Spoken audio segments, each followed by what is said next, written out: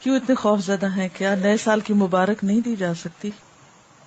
مبارک کا مطلب ہے کہ اللہ تعالیٰ آپ کے لیے یہ سال برکتوں والا کرے، آپ اس سال میں بہت اچھے اچھے کام کریں، خوب نیکیاں کمائیں، اللہ کے قریب ہوں۔ مبارک دینا جو ہے نئے سال کی، اس میں کوئی قباحت نہیں ہے، کیونکہ یہ تو ایک دعا ہے۔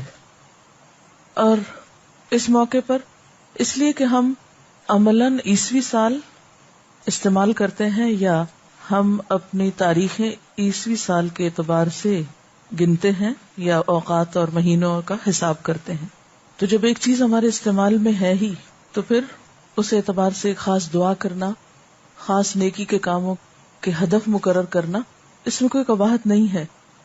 ایک اور بات یہ ہے کہ سورج اور چاند دونوں اللہ کی نشانیوں میں سے ہیں، دونوں ہی اللہ تعالیٰ نے بنائے ہیں۔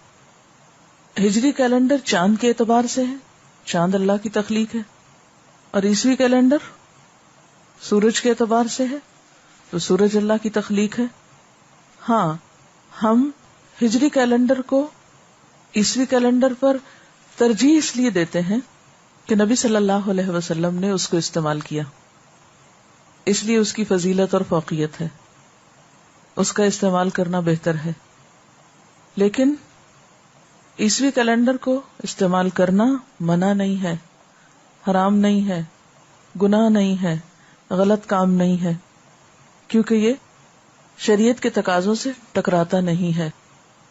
تو ہم اس وقت ایک طرح سے دو کیلنڈر استعمال کر رہے ہیں، اپنے دنیاوی امور کے لیے عیسوی کیلنڈر، اور اپنے دینی امور کے لیے اور اپنی عبادات کے طور طریقوں کو بجا لانے کے لیے جو اوقات کا تعین ہے وہ ہجری کیلنڈر کے اعتبار سے۔ بس افسوس کی بات یہ ہے کہ ہمیں محرم، ربیع الاول، رمضان اور حج کے علاوہ باقی مہینوں کی یاد نہیں رہتی، اور باقی مہینوں میں یہ بھی پتہ نہیں ہوتا کہ تاریخ کون سی ہے۔ اس حد تک غفلت درست نہیں، اس حد تک بے نیازی اچھی نہیں۔ اس کے لیے کیا ضروری ہے کہ ہم کیا کریں؟ دونوں تاریخیں یاد رکھا کریں یا رکھنے کی کوشش کیا کریں۔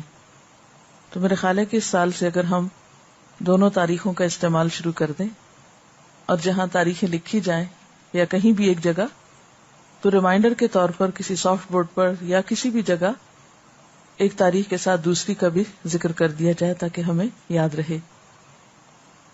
اگر ہم کچھ سنتوں کو فالو کرنا شروع کر دیں تو میرے خیال ہے کہ ہجری کیلنڈر پھر فراموش نہیں ہو سکتا، بھول نہیں سکتا۔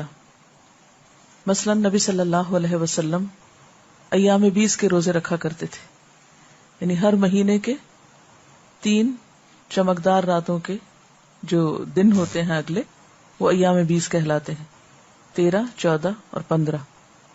تو اگر ہم اس سنت پر عمل کرنے لگے تو انشاءاللہ ہمیں ہجری کیلنڈر جو ہے وہ بھولے گا نہیں۔